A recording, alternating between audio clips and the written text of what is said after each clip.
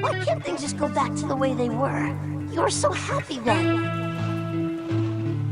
Things were never the way you remember. Now just leave me alone.